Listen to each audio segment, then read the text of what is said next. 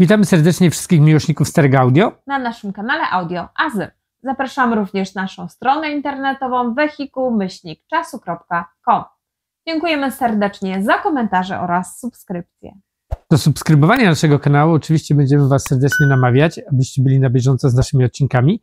Jak również bardzo, bardzo serdecznie dziękujemy wszystkim tym, którzy wspierają nasz projekt budowy Muzeum Stacjonarnego, aby te wszystkie piękne urządzenia znalazły swój własny ciepły kąt.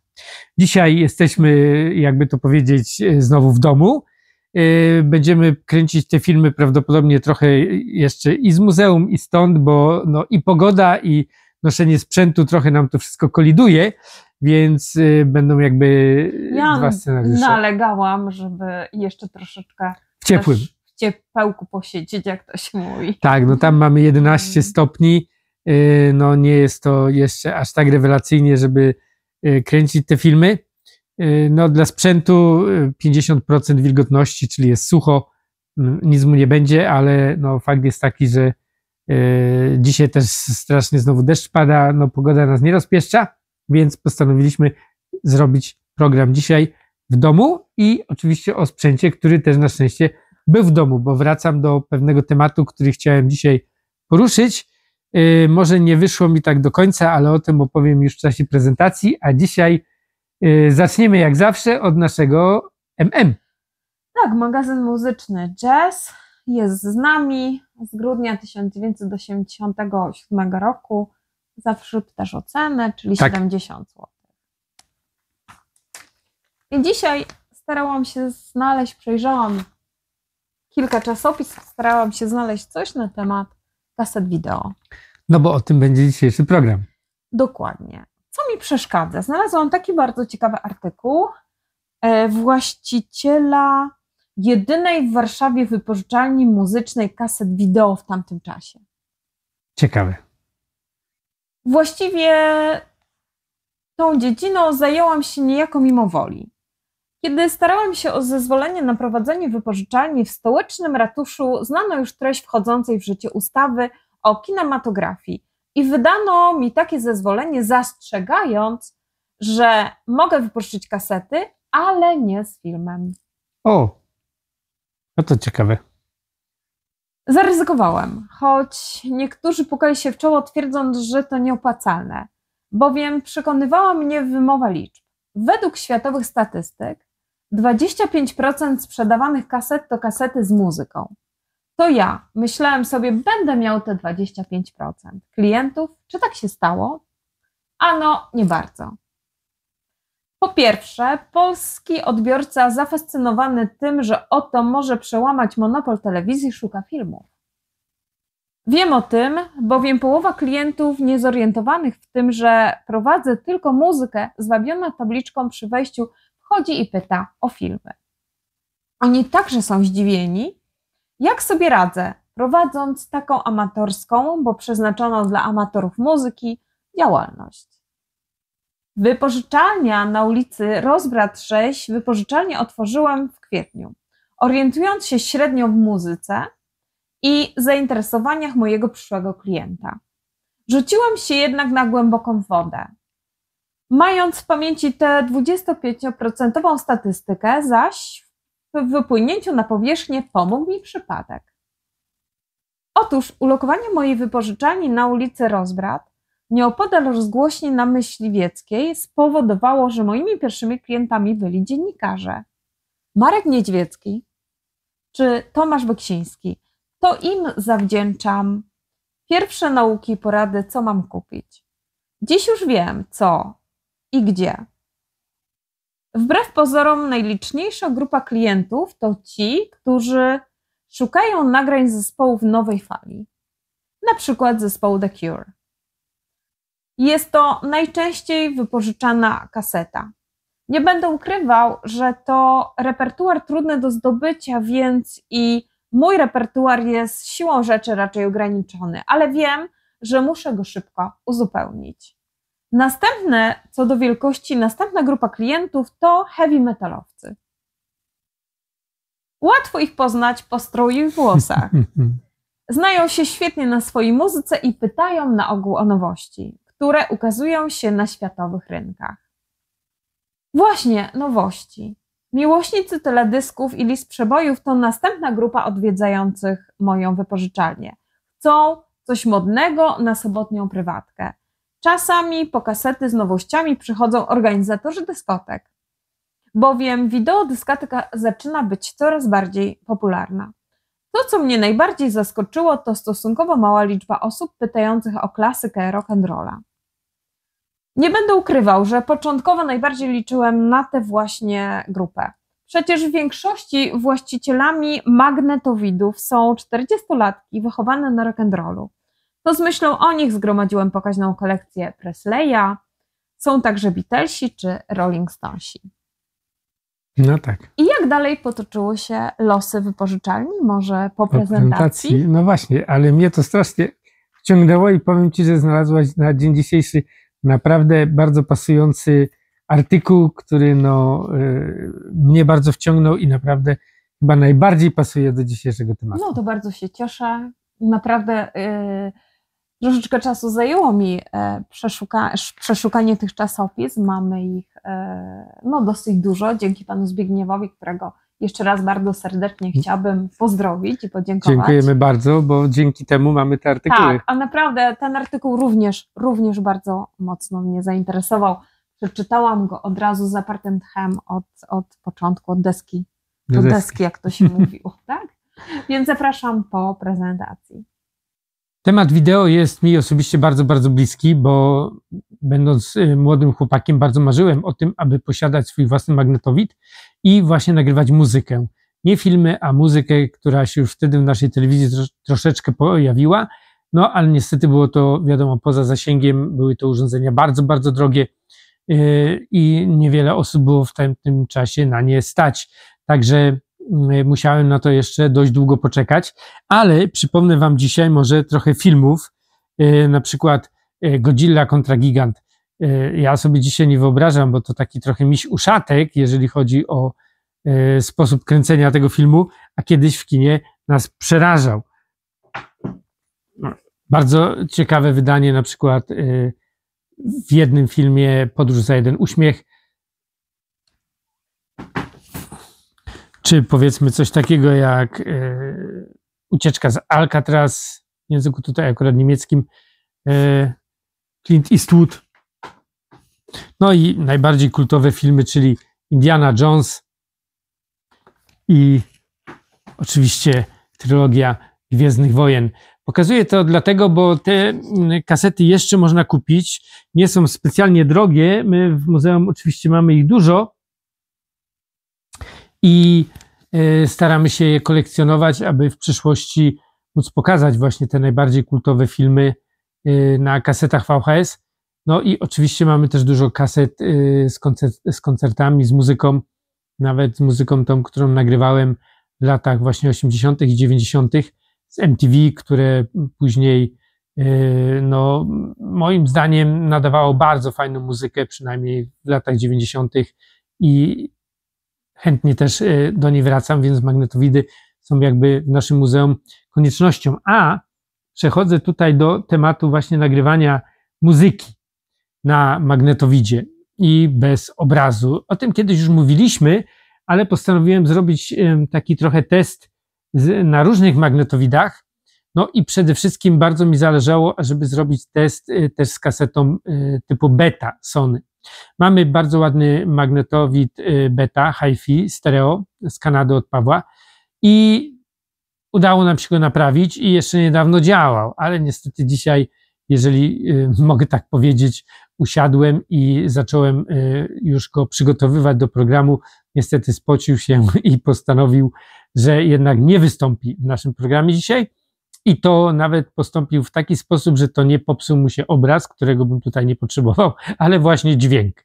Nagle zaczął mu zanikać dźwięk, prowadzenie taśmy, coś się wydarzyło.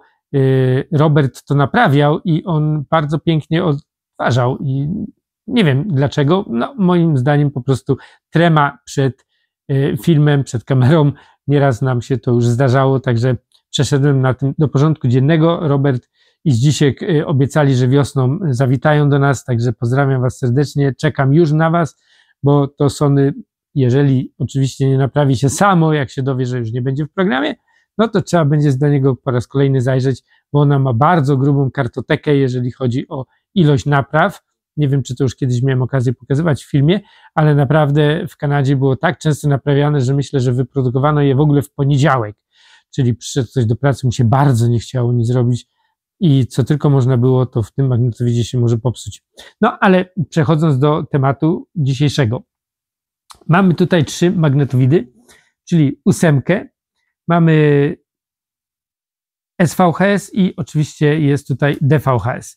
Na wszystkich 3 nagrałem tą samą piosenkę i postanowiłem sprawdzić, jak to dźwiękowo wypadnie, bo nagrywanie na VHS-ie ma ogromny sens. Już kiedyś o tym wspominaliśmy, że dźwięk nagrany na VHS-ie jest naprawdę doskonały. Nawet, rzekłbym, lepszy niż nie jeden z tych nośników, które były typowo przeznaczone do nagrywania muzyki, więc znam osoby, które zdecydowały się na to, aby nagrywać na VHS-ie i co też czynią i słuchają muzyki w ten sposób. Oczywiście jest to troszeczkę trudniejsze, jeżeli chodzi o odnajdywanie utworów, no bo wiadomo, na kasecie VHS nie widzimy, no i przede wszystkim no ona jest długa, więc mamy tych nagrań bardzo dużo, więc jest to może jakiś minus, ale dźwięk gwarantuję Wam, że nam to rekompensuje. Zaczniemy może od tej 8 tutaj. To jest wspaniały magnetowid naprawdę, jeżeli chodzi o Sony i ich, no jakby powiedzieć, urządzenia, które produkowali, to Sony jest naprawdę bardzo, bardzo fajne i dajmy tutaj możliwość posłuchania dźwięku.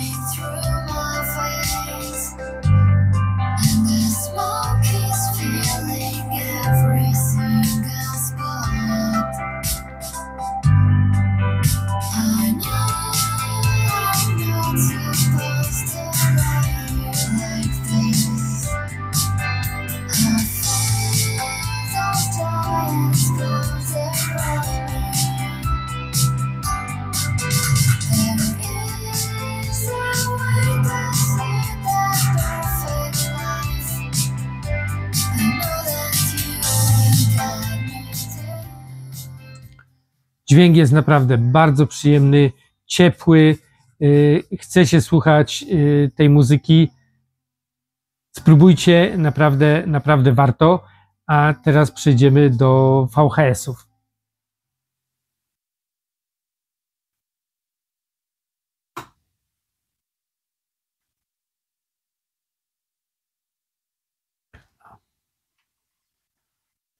Żony.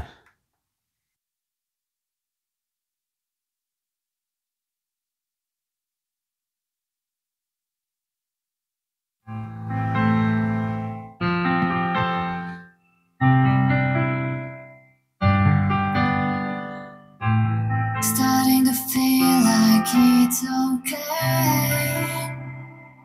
to feel this pain, to find my way through the shadows that I see inside, and the fire's running through my veins, and the smoke is filling every single spot. I know I'm not supposed to love you like this.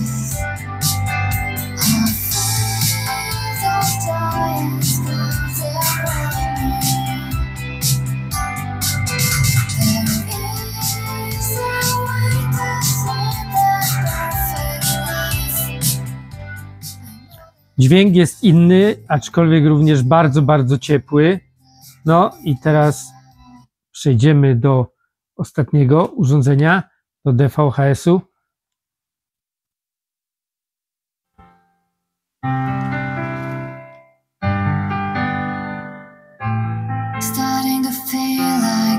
it's okay to feel this pain, to find my way through the shadows that I see inside.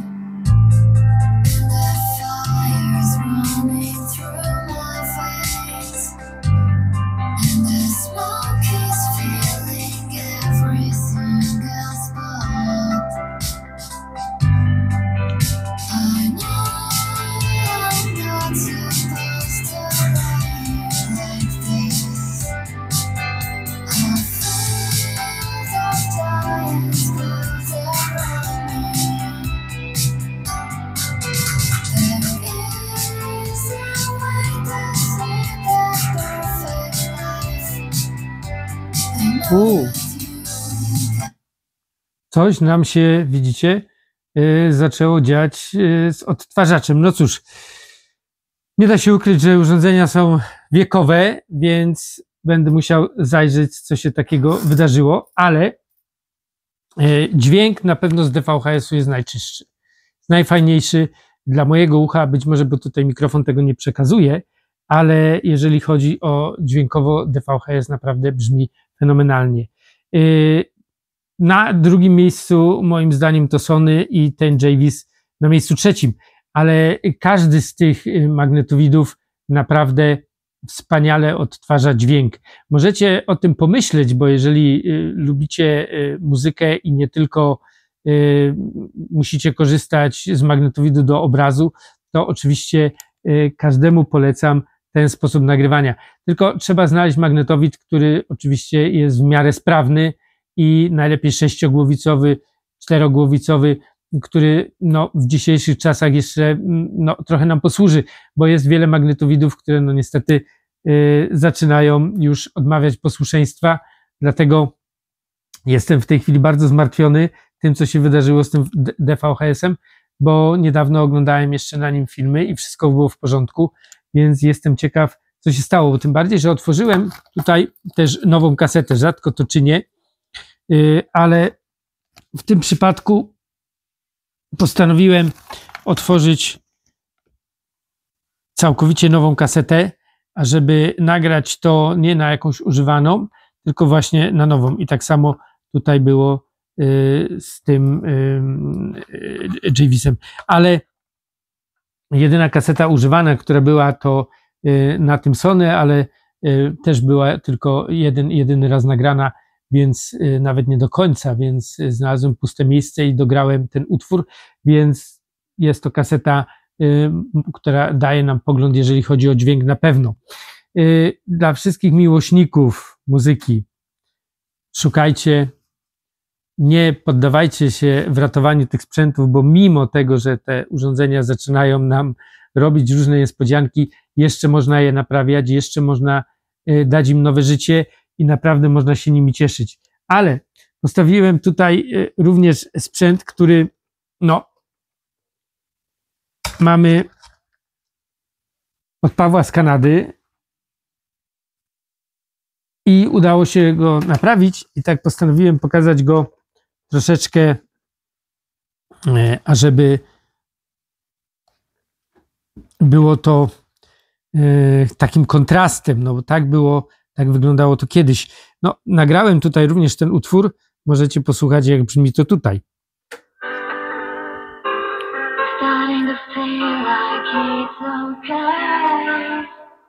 Elektrycznie jest sprawny, ale gdzieś niestety też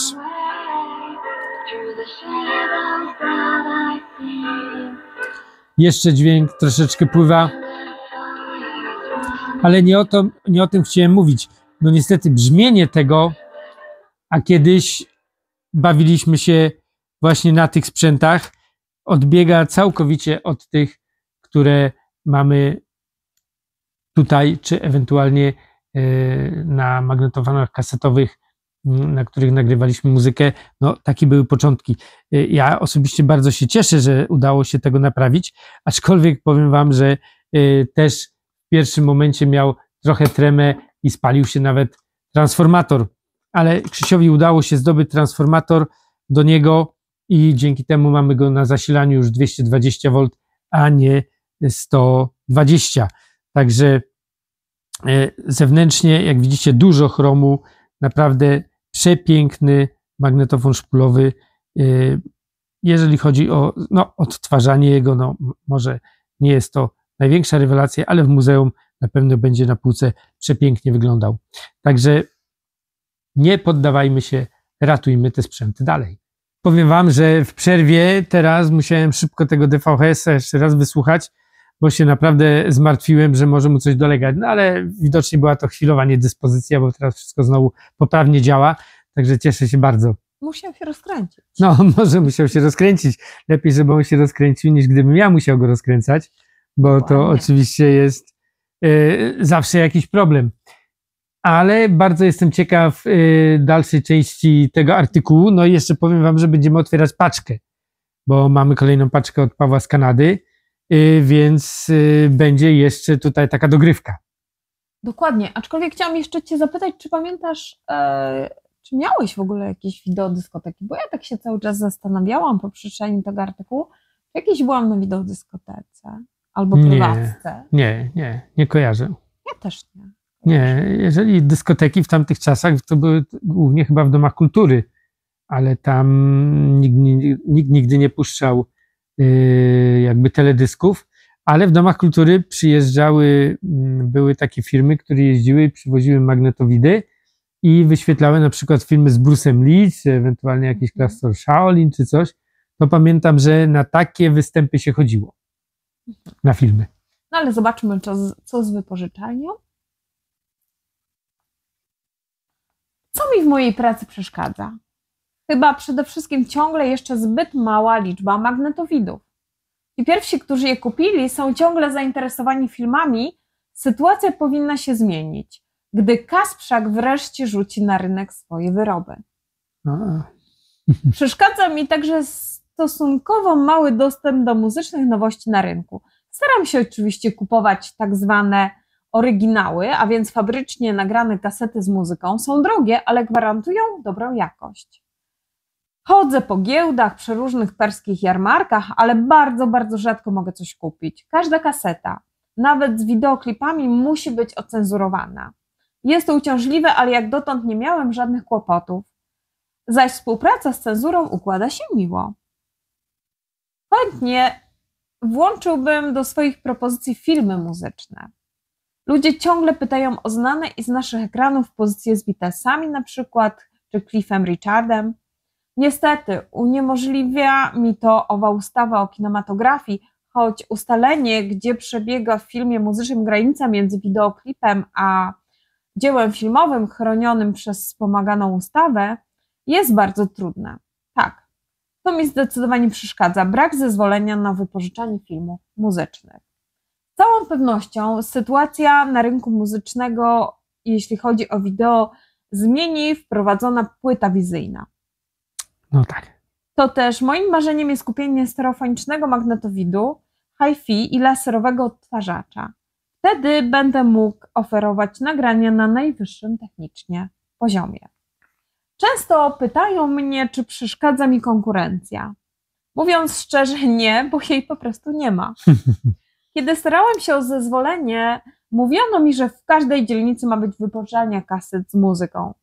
Wydano nawet odpowiednie zezwolenia. O ile wiem, nikt oprócz mnie nie skorzystał z tego zezwolenia. Być może zabrakło wiary w zainteresowanie klientów takim repertuarem.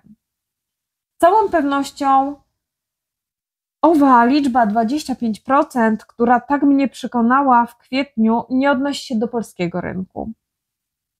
Gdyby tak było, miałbym u siebie jako jedyny wypożyczający muzykę 25% wszystkich warszawskich klientów wypożyczalni, a ja wierzę, że liczba zainteresowanych wypożyczaniem muzyki na kasetach wideo będzie wzrastać. Tak, jak wierzę, że zgłosi się ta dwójka przemiłych młodych ludzi, którzy kilka miesięcy temu trafili do mnie przypadkiem i zafascynowani muzycznie propozycją wypożyczyli 4 kasety, zostawiając w zastaw aparat fotograficzny.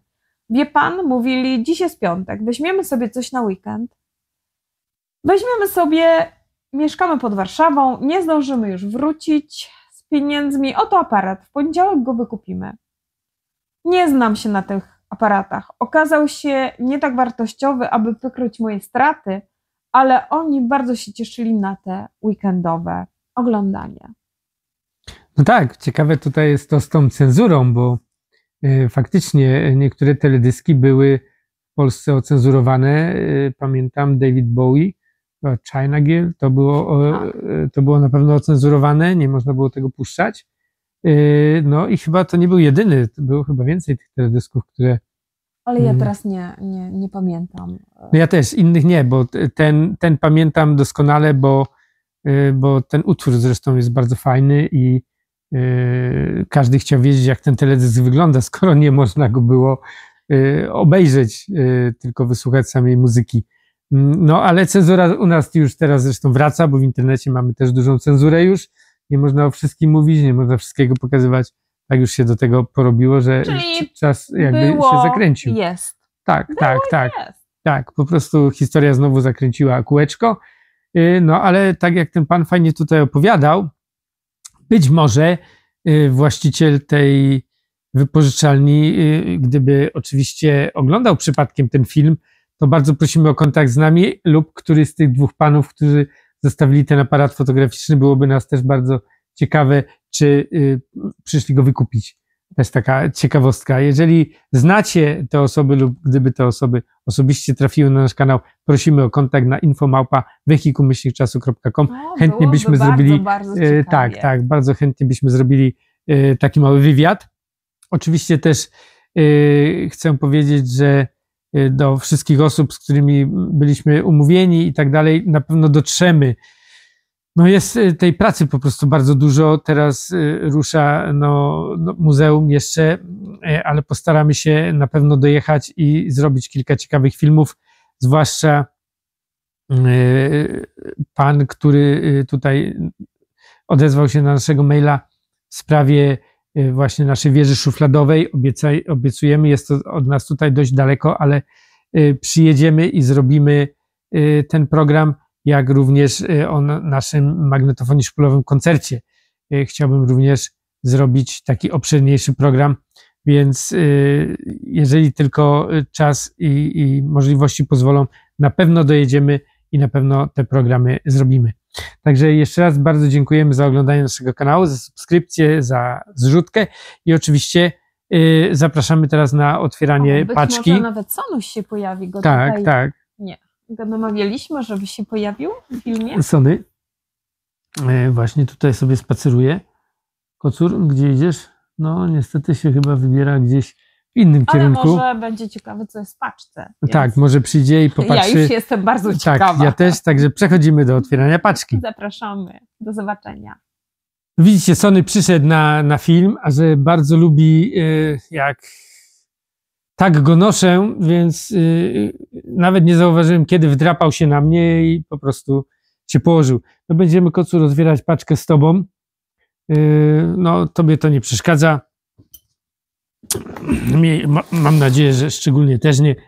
No, damy sobie radę, tak? Sony? No. Tak to jak się... O, a jednak sobie poszedł. Znudziło mu się. A tak szybko wskoczył. No, zobaczymy, co w tej paczce mamy. Jakie urządzenie dostanie dzisiaj azyl w naszym muzeum?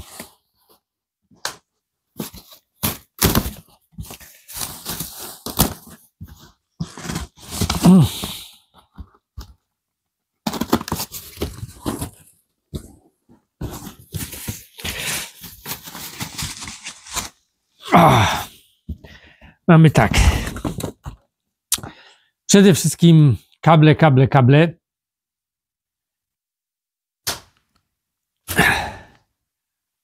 Paweł naprawdę ma talent do wyszukiwania tych kabli. Mamy tutaj Mitsubishi. To być może pilot do magnetowidu, tak myślę. To na pewno będzie magnetowid. No, magnetowid Mitsubishi otrzymaliśmy od Pawła ostatnio. ale to na pewno nie do tego pilot, bo jest to pilot nowocześniejszy. O, chyba jakaś stara kamera. No to takie trochę strasznie antyczne. Odpowiednik Kodak, odpowiednik naszej Smienki, można powiedzieć, i nawet działa. No, jako fotograf mogę powiedzieć, że chętnie dołączę to do kolekcji moich aparatów fotograficznych.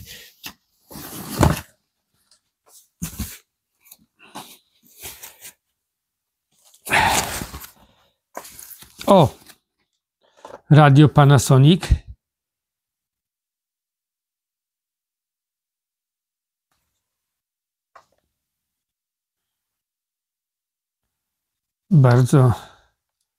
Bardzo ciekawe. O, tak będzie chyba poprawnie. I tu już patrzę na zasilanie, ale tutaj mamy tylko 120 V. Ciekawe. Fajne radyjko.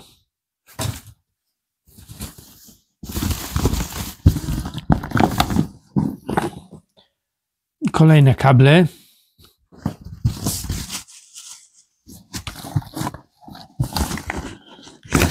No, kabli Paweł ma naprawdę dostęp nieograniczony chyba, bo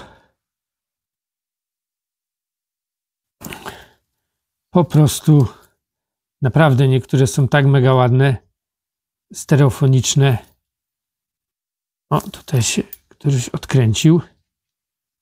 No, tu ma jeszcze sprężynkę. O, Sony. Szedłeś znowu.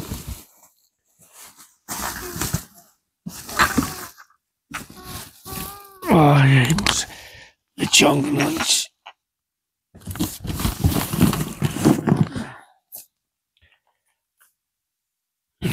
Kable.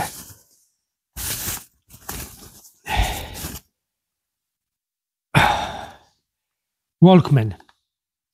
Zobaczcie, i tu jest ciekawostka. Tu jest bardzo duża ciekawostka, bo jest to Sanyo. Zaraz, jak go tutaj otworzyć, żeby nie uszkodzić czegoś. O, właśnie. Bo to jest Sanyo z radiem, ale radio jest w formie kasety. Świetny Walkman, który będę miał okazję sprawdzić i jeżeli nie jest sprawny, to oczywiście trafi do Rafała, bo bardzo bym chciał, ażeby ten Walkman pracował, bo jest naprawdę piękny. No, kable. Myślę, że dzięki Pawłowi będziemy mieli możliwość pospinania tych wszystkich naszych urządzeń tymi kablami, bo naprawdę Paweł strasznie dużo tych kabli zdobywa. Cieszę się bardzo, Paweł. Ogromne dzięki za te kable. Ogromne, bo patrzyłem, ile deków trzeba będzie spiąć razem, żeby zrobić takie, wymyśliłem coś takiego jak wieczorne zwiedzanie muzeum, czyli przy zaciemnionym świetle, kiedy wszystkie deki będą podłączone razem i będą pracowały wskaźniki wychyłowe, to wiadomo, że każdy musi być spięty, nagrywanie i odtwarzanie jednocześnie, czyli tych kabli będzie potrzeba naprawdę bardzo dużo, więc cieszę się niezmiernie, że je mamy.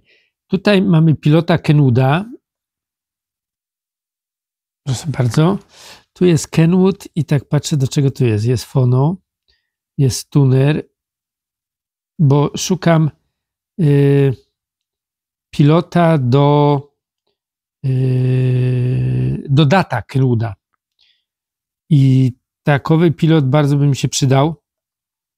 Ten niestety to nie jest od data, ale kto wie, może obsługuje. Muszę poczytać bliżej, bo na razie jest to tak małe, że bez okularów nie jestem w stanie tego rozszyfrować. I jest jeszcze coś w środku. Jakieś radio, zdaje się.